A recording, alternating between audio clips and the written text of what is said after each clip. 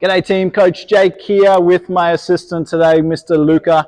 And today we're going to be talking about tempos, okay? So one of the most underutilized training techniques. Most people just kind of jump in and do their reps and their sets and that's all well and good, but are missing out on some massive opportunities by introducing some tempo training. So Luca and I are going to demonstrate tempos with a squat. So basically what we're talking about with a tempo is the speed at which you do the exercise, okay?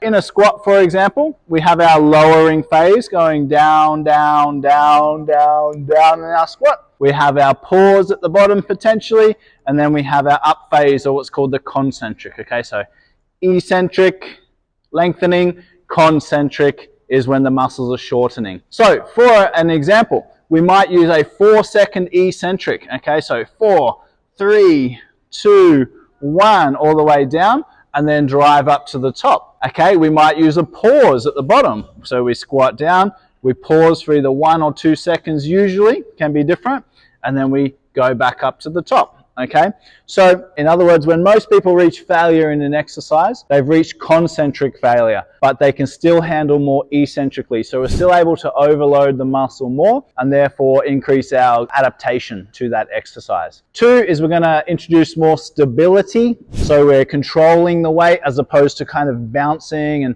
losing form, potentially injuring ourselves, etc. And C is we can strengthen up weak spots. Okay, so in our squat example, a lot of people will get stuck in the bottom of the squat, all right? So we can use pause squats that are lighter, sub-maximal weight, lighter than your max, to train that bottom position, get strong in that position, and therefore when you increase the weights, you are going to be able to get out of the hole or the bottom position much more effectively. Similarly, in a bench press, if you're getting stuck at the bottom or in the middle, you can add pauses, slow the tempo through those ranges, etc., etc. So you don't always have to change the exercise. Sometimes you just change the tempo and break through those plateaus that you might be hitting. So hope that was useful. Thanks, Mr. Luca, for the demonstrations. We'll see you on the next video.